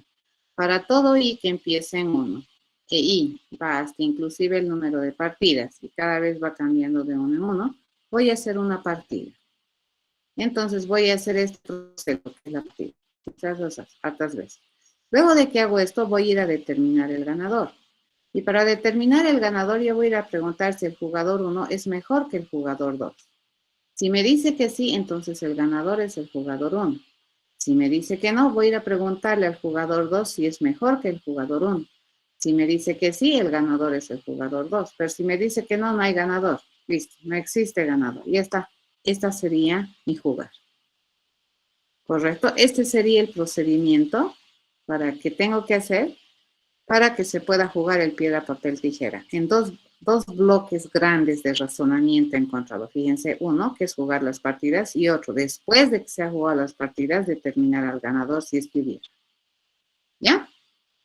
Ok, esta partida, fíjense, es un proceso, que es este. Entonces, este es un proceso que le vamos a llamar partida. ¿Qué es lo que vamos a hacer? Dice, lo que vamos a necesitar es 2 jugadas. ¿Ya? Y estas jugadas van a ser el resultado de pedirle a mi jugador 1 que juegue y a mi jugador 2 que juegue. Y a cada jugada le voy a preguntar, ¿será que la jugada 1 es mejor que la jugada 2? Si me dice que sí, entonces a mi jugador 1 le voy a aumentar puntos. ¿Cuántos? Un hito, ¿no ven? Pero si me dice que no, le pregunto, ¿la jugada 2 es mejor que la jugada 1? Si me dice que sí, entonces al jugador 2 le voy a aumentar puntos. Pero si me dice que no, no hago nada. No aumento puntos a ninguno de los dos. ¿De acuerdo? Lo vamos a pasar a programa esto. Ahorita les comparto todo en mi pantalla. Y vamos a ver cómo funciona. Funciona bien bonito. Vamos a utilizar todos los conceptos que hemos visto hasta ahora. Respecto a resolución de problemas, vamos a utilizar programación orientada a objetos, vamos a utilizar interacción, vamos a utilizar if and else, vamos a utilizar estructuras de control de repetición, todo vamos a utilizar, ¿ya? Me vengo para acá y nos vamos a escribir un programa que le correspondería a este, ¿ya? Vamos a agarrar dentro del para borrar, nos vamos a venir a escribir el programa número. ¿Qué programa nos toca hacer? Estamos en el 10. Vamos a hacer el programa 11. Ya, ese vamos a hacer. El programa 11, dice, ¿no? Programa, ese me toca hacer. ¿De acuerdo? Listo. Lo borramos para no confundir. Y dentro de esto, a ver, ¿qué es lo que yo estoy aquí identificando? Fíjense, acá yo tengo un tipo de objeto. ¿Correcto? Este es un objeto. ¿De qué clase es ese objeto? A ver, ¿quién me dice? El jugador. Jugador. ¿Ya? Entonces, fíjense, nosotros, este se lee bien bonito. ¿Ya? Entonces le vamos a decir, vamos a tener el juego, que es el juego de piedra, papel, tijeras. Vamos a tener, por ejemplo, un objeto que se llame, ¿ya? El jugador, ¿de acuerdo? Eso. Y vamos a tener un objeto que se llame jugada. Esta jugada, fíjense, es la abstracción, ya sea la piedra, el papel o la tijera. ¿De acuerdo? Eso vamos a hacer. Muy bien. Entonces, mi juego, ¿qué es lo único que va a tener? Lo único que va a tener mi juego tiene que tener estos datos. Y luego voy a copiar lo que está ahí atrás, ¿ya? Yo le digo, va a tener básicamente, creo, 3 cosas. Nosotros necesitamos saber el número de partidas que tiene este juego. Nosotros necesitamos saber los jugadores que van a participar en este juego. Yo tengo al jugador 1. Y también vamos a tener al otro jugador que va a jugar, que es el jugador 2. ¿Correcto? Eso yo necesito tener para este juego del piedra, papel, tijera. Para poder construir un objeto de esta naturaleza, básicamente lo único que nosotros necesitamos que nos digan que esté afuera, podemos tener varias opciones ya de construir, pero la mínima información que nosotros necesitamos es que me diga cuántas partidas se va a jugar para completar un juego del piedra, papel y tijera. ¿Ya? Y aquí eventualmente también yo le podría decir cuáles van a ser los jugadores que van a jugar. Ya le puedo mandar incluso desde aquí o luego o puedo crear otro método que me permite establecer los jugadores. ¿De acuerdo? Entonces, en este caso, fíjense, lo que nosotros vamos a hacer es decir, que el número de partidas de este juego, el atributo número de partidas de este juego, se va a establecer con el valor que trae mi número de partidas parámetro. Le vamos a decir que el jugador 1 de este juego lo vamos a establecer con el valor que está llegándonos en el parámetro jugador 1. Le voy a decir que el jugador 2 de este juego lo vamos a establecer con el valor que está llegando en mi parámetro jugador 2. ¿Correcto? Ahí está. Bien. Ese sería mi constructor. ¿Qué tiene que saber hacer este? Dice, este tiene que saber jugar. Entonces vamos a ver si me lo puedo copiar todo esto de aquí. Y si me lo copio bien bonito, creo que no me lo va a copiar bonito. Vamos a ir por partes, ¿ya? Vamos a copiar esto. ¿Alguien tiene una pregunta? ¿Los espacios que puso es solo por estética? Es por esto. ¿Cuáles espacios? ¿Estos en blanquito? Sí. Sí, es por estándar, te cuento. Porque se puede mirar más fácilmente los métodos. Es lectura, es legibilidad. ¿Ya? Ese es dentro de lo que es programación. Hay algo que ustedes tienen que saber que es importante. Los programas, les cuento, se pueden calificar. ¿Ya? Esto es lo que tú programas, pueden calificarte bien, mal, más o menos, excelente, re wow. Y es por la forma en que escribes, por la forma en que manejas las indentaciones, por la forma en que manejas el espacio, por la legibilidad del código, por la autoexplicación de tus variables, ¿de acuerdo? Se puede calificar la escritura de tu código. ¿Ya? Entonces, lo que nosotros queremos tener es código bien lindo, ¿de acuerdo? No queremos tener código feo. ¿Están de acuerdo? ¿Sí? Entonces, este espacio que dejamos aquí, fíjense, me va a permitir darme cuenta que aquí yo tengo un proceso, este es el constructor y este ya es método. ¿Ya? Y aquí, fíjense, todo mi comando for está en una cajita rosada. Esto me está indicando que esto es una unidad de ejecución. Ahora, desde la perspectiva de Alejandro, lo podríamos pensar que es una instrucción. Pero fíjense, no termina con punto y coma. Pero es una instrucción, es algo que se va a ejecutar. ¿Ya? Acá se me está quejando. Me dice, tienes una variable de conteo. Acá lo único que hemos pensado es en el bloque, ¿no es cierto? Para poder responder el problema. ¿Preguntas?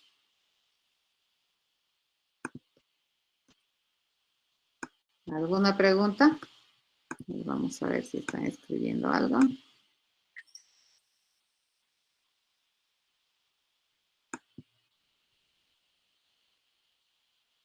Sí, Hug es un jugador. Hug 1 es un jugador. Sí, a mí me gusta escribir. Cuando tengo tiempito me gusta escribir así, ¿no ve? Para darme cuenta exactamente dónde está la variable y cuál es la expresión. Es por legibilidad. ¿De acuerdo? Y por esa misma razón es que los nombres de estos parámetros le ponemos igual que los nombres de los atributos. Es porque por autoexplicación, es por significancia. ¿Estamos de acuerdo? Esa es la idea. A ver, ahora vamos a empezar a completar aquí. A ver, este proceso se compromete a generarme un resultado que se supone que es el ganador. ¿Ya? Esta estructura de control requiere de una variable de conteo que se llama i. Y usualmente las variables de conteo siempre son de tipificación discreta. ¿Ya? Eso quiere decir entero o carácter. Real no puede ser, ¿ya? Porque el real no es una variable discreta. ¿Ya? Entonces, hasta aquí yo ya me he liberado, fíjense. Y la última instrucción aquí que tendría que ser el ganador. Correcto, eso es lo último que yo debería devolver. No necesariamente I, puede llamarse lo que tú quieras, ¿ya? Pero usualmente este for I, va a representar, ¿no ves? Esos pensamientos matemáticos que decimos para todo I, o cuando te dicen, no, para todo I, J, así hablamos en matemáticas y nos entendemos muy bien, ¿cierto? Cuando queremos hacer referencia a algún valor. Tú le puedes poner cualquier valor. Ahora, por ejemplo, yo le puedo poner esto. Yo le puedo decir partida, ¿ve? Para la partida, fíjense, cuando mi partida empieza en 1 y mi partida llega hasta valores menores o iguales a partida, y cada vez la partida yo la tengo que cambiar de 1 en 1, ¿cierto? Cada vez cuento de 1 en 1. Puedo hacer eso también. Con carácter lo único que haces es echar nomás y los caracteres se van sumando también. Puedes sumarle más 1, más 1, más 2. Los caracteres internamente se guardan como números. ¿Cierto? Puedo hacer esto. A ver, nos vamos a hacer un paréntesis, ¿sí? Debido a la curiosidad de Alejandro, yo puedo tener así. Por ejemplo, yo puedo imprimir una letra. Mi letra puede empezar en la A. Y mi letra la vamos a seguir mostrando o la vamos a concatenar. Mientras tanto, mi letra sea menor a la Z, menor o igual a la Z. Y cada vez mi letra, fíjate, la vamos a ir aumentando en un 1. Se puede hacer eso. Correcto, aquí mi variable de conteo es un carácter. Los caracteres, fíjense, son discretos. Y entre A y Z hay una relación de orden. ¿Cierto? Por eso es que nosotros podemos ordenar los nombres, los apellidos. Existe una relación de orden lexicográfica entre los símbolos del alfabeto que utilizamos como base para nuestra escritura y nuestros protocolos de comunicación en el lenguaje castellano. ¿Cierto?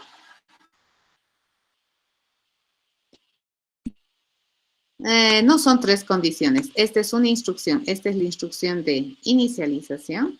Esta es la condición que me controla la repetición, terminación. Y esta es la instrucción de modificación de mi variable de conteo. Un for bien hecho, sí, tiene que tener esas 3 partes. ¿Ya? Ok, no nos saldremos del ejemplo. Estamos ahí, ¿ya? Este I no necesariamente sí, ¿de acuerdo? Puede darle el nombre que signifique, ¿ya? Esta primera parte, fíjense, esta primera parte es la instrucción de inicialización de conteo.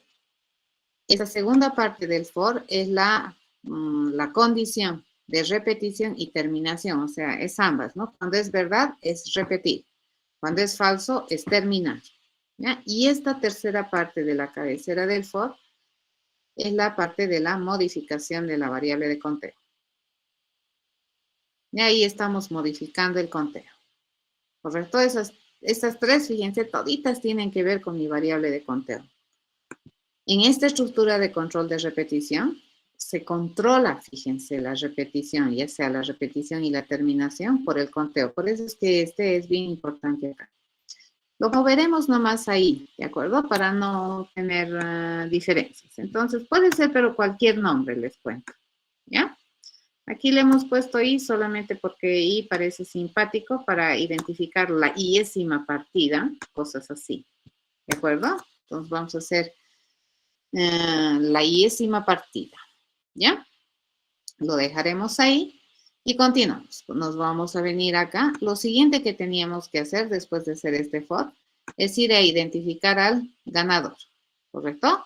Y el ganador, ¿cómo lo vamos a identificar? Vamos a ir copiando poquito a poco. Le digo, una vez que tenemos el ganador, dice que yo tengo que ir a preguntar si es que, es que esto está trabajado, lo vamos a hacer por partecitas, ¿sí? Si no me va a generar unos grandes errores por acá. Vamos a ir haciendo sin flojera. Vamos a copiar.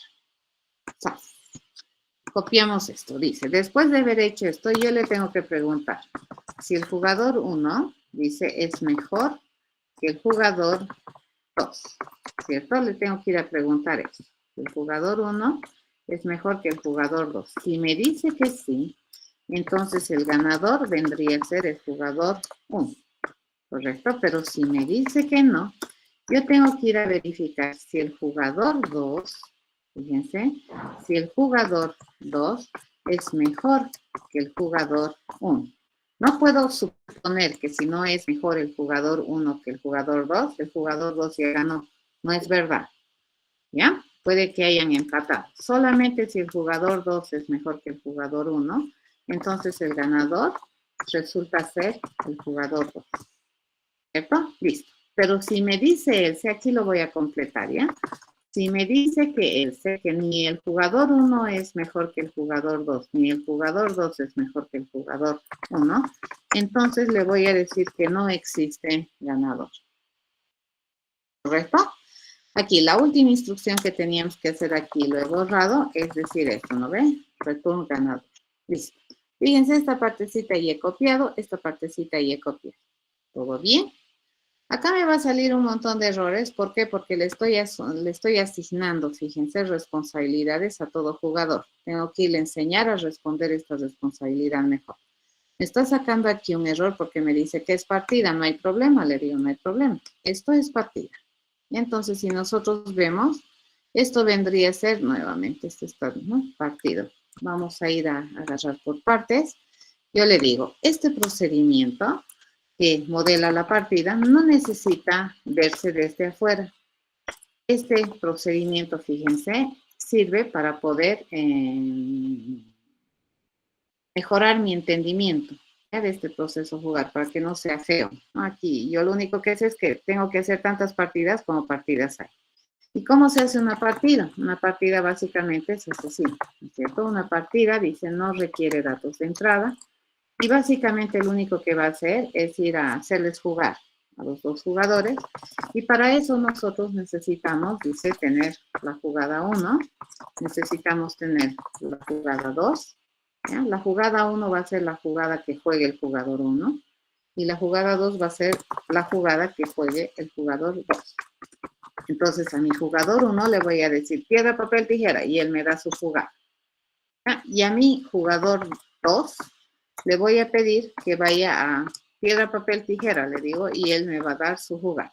¿De acuerdo? A mi jugador 2 entonces le pido que vaya a jugar. Listo. Eso me genera.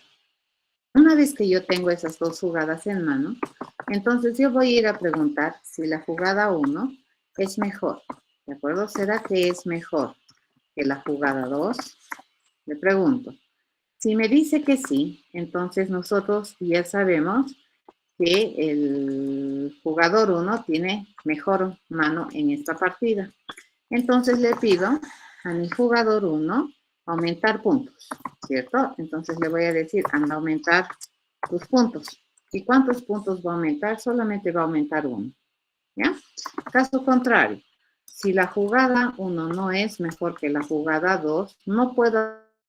La 2 es mejor que la 1, puede ser un empate. Entonces yo tengo que ir a asegurarme realmente que la jugada 2 es mejor que la jugada 1. ¿De acuerdo? Si es que es así, entonces recién ahí yo le voy a ir a aumentar puntos. Le voy a pedir aumentar puntos al jugador 2. Caso contrario, no hacemos nada, ¿no ves? Si la jugada 1 no es mejor que la 2, la jugada 2 no es mejor que la 1, entonces eso es un empate. Listo. Ya está.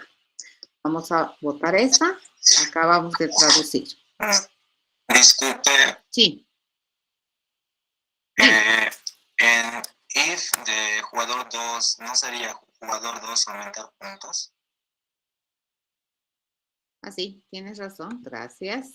Esto es jugador 2, aumentar puntos. Sí, señor. Gracias. ¿Sí? Ok. ¿Por qué no me está saliendo un montón de errores aquí? ¿No ves? Se está quejando aquí, aquí, se está quejando aquí, aquí, por todos lados se está quejando. Y es porque esto, por ejemplo, el mejor dice, no sé qué es mejor.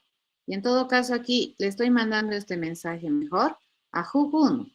¿Y Jug1 de qué clase es? Jug1 es de clase jugador. Entonces la responsabilidad, ¿quién tiene que hacerla? El jugador.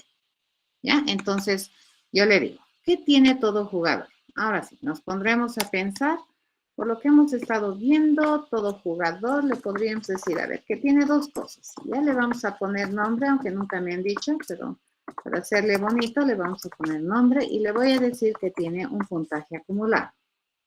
Cuando nosotros construyamos un jugador, fíjense, un jugador por defecto, un jugador por defecto, básicamente, ¿qué es lo que va a tener? Lo que nosotros deberíamos pedirle es el nombre con el que se va a construir este jugador y definimos el atributo del nombre de este jugador con el parámetro nombre que me está llegando y le decimos que a tiempo de creación el puntaje de este jugador acumulado es 0. Hasta ahorita nada de puntitos a ganar.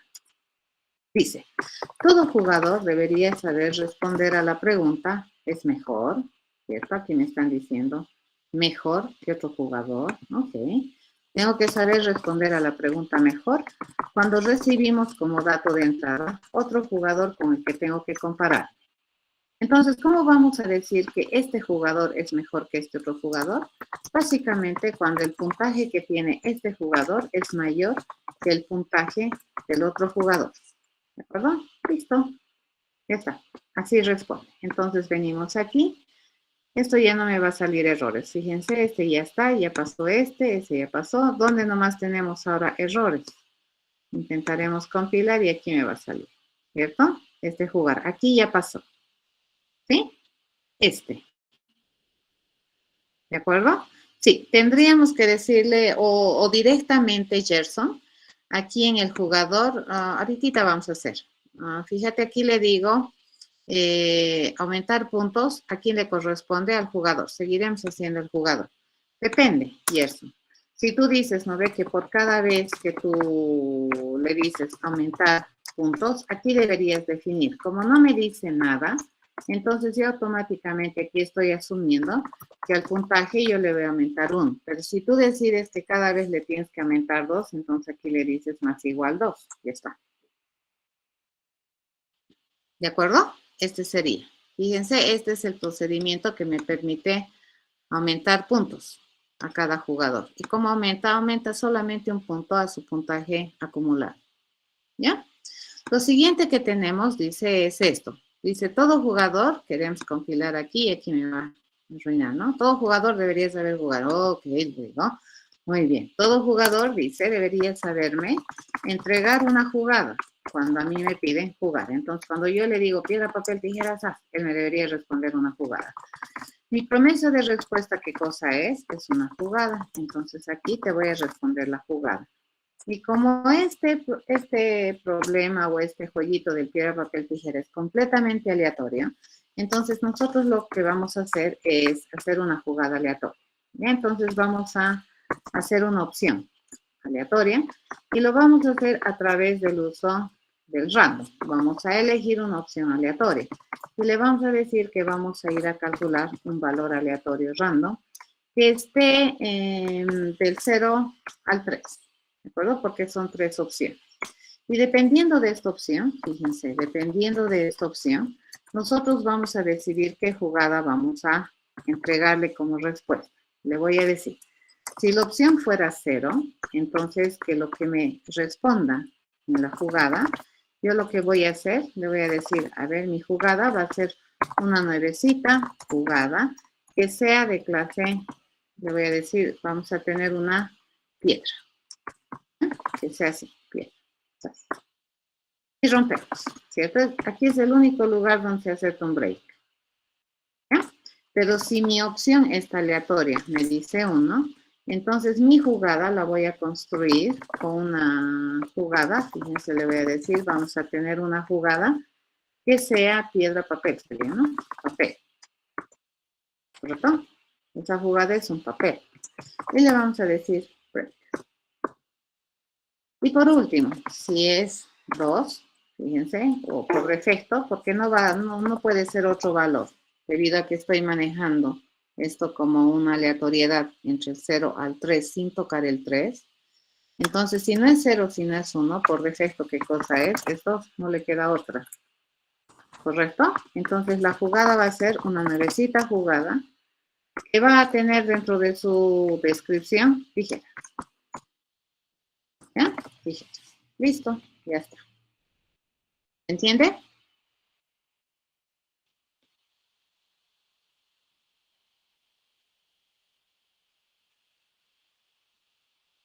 Fíjate, estoy recibiendo como parámetro otro jugador. ¿Y cuando este jugador dice que es mejor que este otro? Cuando el puntaje de este jugador es mejor que el puntaje del otro jugador.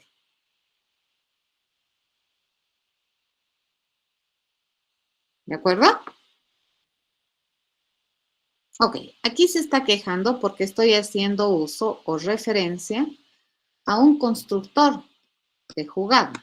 Dice, no sé construir jugada. No hay problema, le digo. Vente para acá, ¡zas! Y le enseñamos.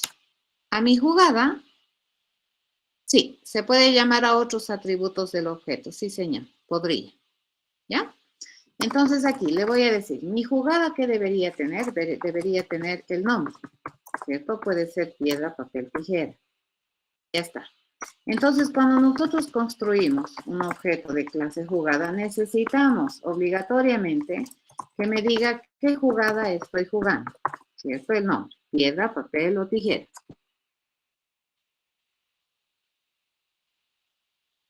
El puntaje es un atributo, ¿verdad, Alejandro? Te estoy pidiendo el atributo puntaje. ¿A quién? A otro. Ya, el punto, fíjate, es propiedad. Puntaje de quién? De otro. ¿Y otro qué cosa es? Es un jugador. Ok, el default, que acabo de hacer acá, es, a ver, si la opción es 0, juego piedra. Si la opción es 1, juego papel. Pero si no es 1 si no es 0 ni es 1, por defecto voy a jugar tijeras. ¿Se entiende? ¿Liz? Sí, Inge, muchas gracias. No, otro, fíjate, otro, Alvin, otro es un objeto. Ya ese objeto le estoy pidiendo su puntaje. No es invocación, cuando tú haces, bueno, a ver, ya, para no hacerles demasiado lío, vamos a hacer así, ¿ya? Le vamos a pedir permiso muy amablemente y a este otro le voy a pedir que me dé su puntaje. ¿De acuerdo?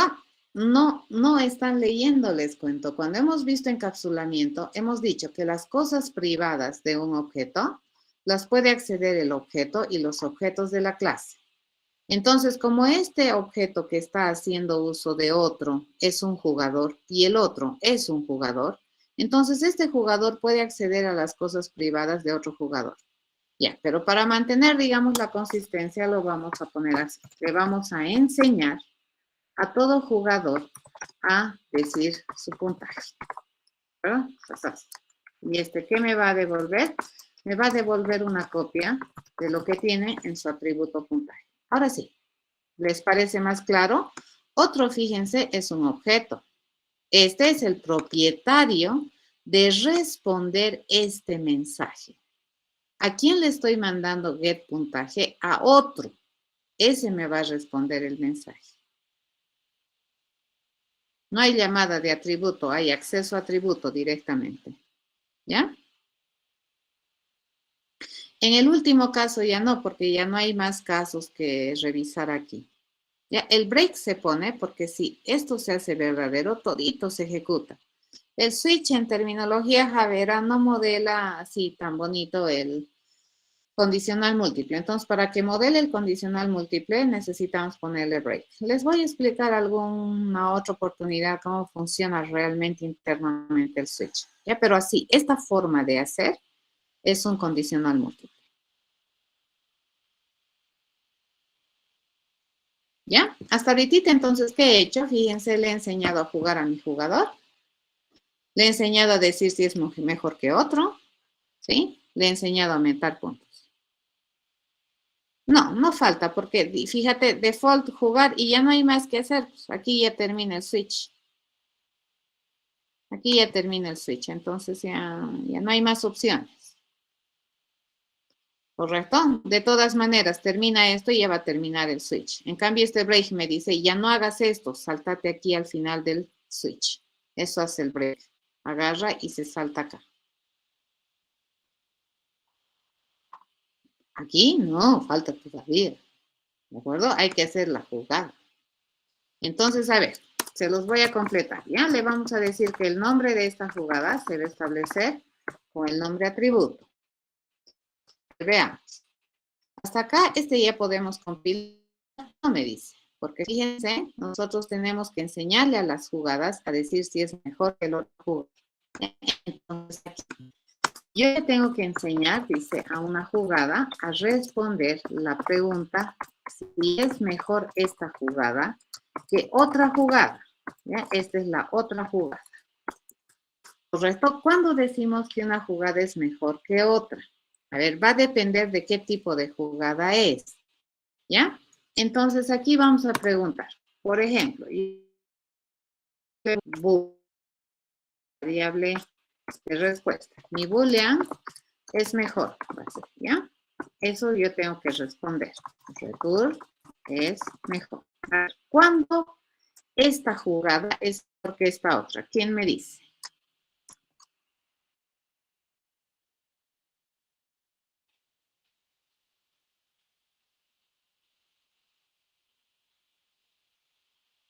Por defecto le voy a decir que no es una mejor jugada, ya no es mejor jugada. Pero ¿cuándo esta jugada sería mejor que la otra? A ver, le pregunto, ¿será que el nombre de la jugada es igual a piedra? Le pregunto, ¿ya? ¿Será que el nombre de esta jugada es piedra? Si me dice que sí, ¿qué debería ser el nombre de la otra jugada? Para que esta jugada que es piedra sea mejor que esta otra jugada.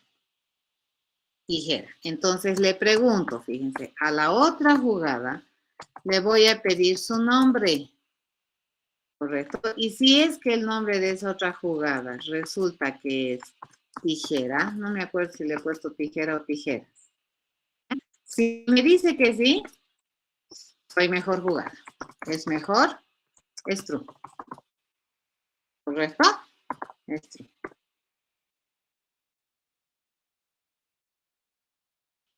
¿Cierto?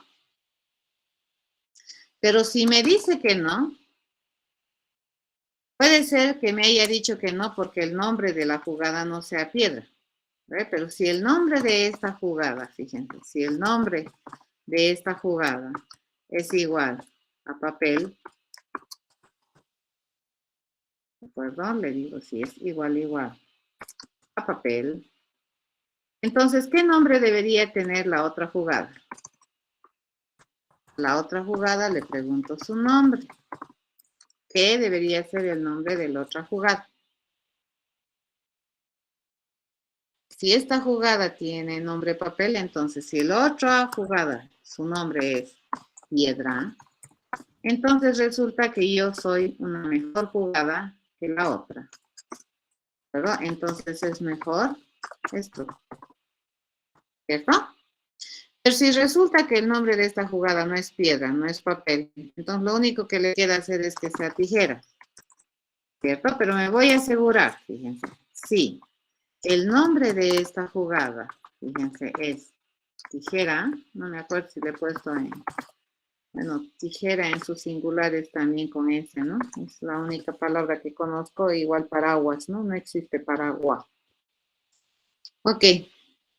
Tijera. ¿Y cuál debería ser el nombre de la otra jugada?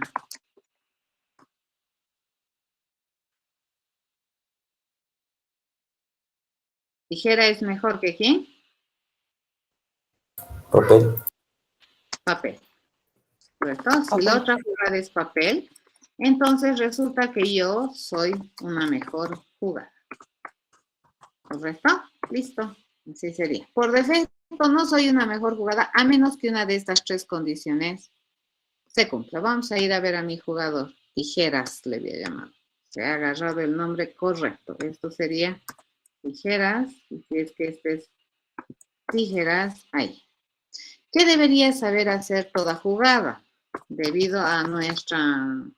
Realmente no está mal, ¿no? Le estamos diciendo que la única vez que yo quiero que utilices el atributo nombre de una jugada es que se lo pidas muy amablemente. Entonces te voy a devolver el nombre. Compilamos esto. Y eso ya funciona. Venimos a compilar esto. Esto ya está compilando. Venimos a compilar este y este ya compila. Y acabamos de hacer nuestro programa. ¿Correcto? A ver, vamos a probar la jugada. Lo lindo de BlueJ es que tú puedes probar los objetos independientes. A ver, nos vamos a crear 3 jugadas, ¿de acuerdo? Esta que sea una piedra. Ya la jugada 1, que sea, le vamos a llamar piedra. A esta le vamos a llamar piedra. Ahorita, ya vamos a hacer esto. A esta le vamos a llamar papel. ¿Ya? ¿Y cuál es el nombre de la jugada? Papel. Y así, bien estricto tiene que ser, ¿no ve? El nombre que le voy a mandar. Este le vamos a llamar tijera. Y el nombre de la jugada es así, con T mayúscula, tijeras, porque si no, no va a funcionar. A ver, si yo le pregunto, ¿la piedra es mejor que el papel? ¿Qué me va a decir?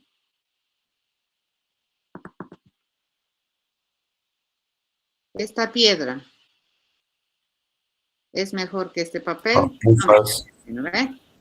Bien. A ver. La piedra es mejor que las tijeras. Piedra es mejor que las tijeras. Si no me dice true, estamos muertos. Ah, bien, sale true. ¿Ya?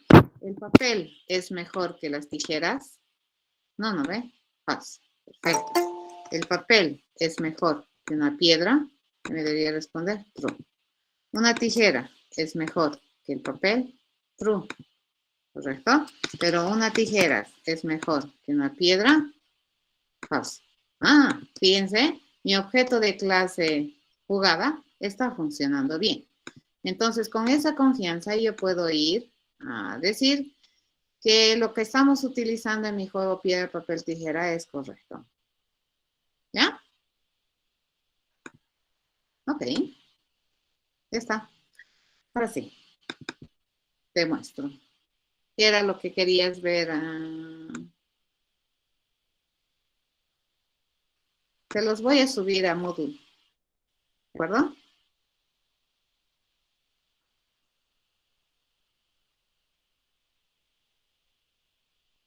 ¿Está bien? Esto es lo que hemos hecho en la diapositiva. Todo esto hemos hecho en la diapositiva. Hemos razonado estos 2 métodos en la diapositiva. Ya, esto lo único que he hecho es completar, ¿no? Los atributos, constructor, ¿ya? Y he completado también las prestaciones de servicio que debería tener todo jugador. Fíjense, sabe dar su puntaje, sabe responder si es mejor que otro, sabe jugar y me genera una jugada aleatoria, ¿no ve? Piedra, papel, tijeras. Y toda jugada también aporta, ¿no ve? Toda jugada tiene que saber responder cuando esta jugada es mejor que otra. ¿Ya? La jugada sabe cómo responder. ¿Sí? Eso. ¿Ya? Para poder, a ver, vamos a hacer una rapidito. Vamos a crearnos 2 jugadores. A uno le llamaremos que sea Luis. A la otra jugadora le llamaremos Ana. Y vamos a ver quién gana. ¿De acuerdo? Ana. ¿Ya? Y vamos a ir inspeccionando. ¿De acuerdo? Luis tiene 0 puntos, correcto. Ana tiene 0 puntos, pero va a pasar tan veloz que ni cuenta me voy a dar. A mi juego le voy a decir, a ver, que sea, ¿cuántas partidas? Le diremos que sea 5 partidas. Le vamos a mandar mi jugador 1 aquí, mi jugador 2 ahí. ¿Ya? Ok, tenemos este juego, fíjense. Este es el juego, tiene 5 partidas, jugador 1, jugador 2. El jugador 1 es este, el jugador 2 es este. Entonces a mi juego le voy a mandar a jugar. Le voy a pedir mi ganador y mi ganador. Hemos encontrado un ganador. ¿Quién debería ser el ganador? Ana. Fíjense, Ana le ha ganado 2 partidas. Luis no ha ganado ninguna. Mi ganador es Ana. Correcto. ¿De acuerdo? Listo. Así funciona. ¿Ya?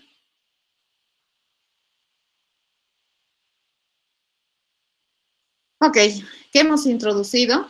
Una nueva estructura de control que me permite repetir procesos bajo control de conteo. Cuando yo quiero hacer un número determinado de veces, ¿ya? la repetición de un proceso, entonces me voy a inclinar por utilizar esta estructura de control de repetición que se controla por conteo. Me imagino que sí. ¿Sí? De las 5 jugadas, 3 han debido jugar igual. ¿De acuerdo? Ok, hasta el día martes, jóvenes. Se los voy a dejar para que analicen. Guay, ¿qué estoy haciendo? Se los voy a dejar pendiente para que ustedes revisen el código. Hasta el martes, Inge. Hasta el martes, jóvenes. Hasta el martes, Inge, que le vaya bien.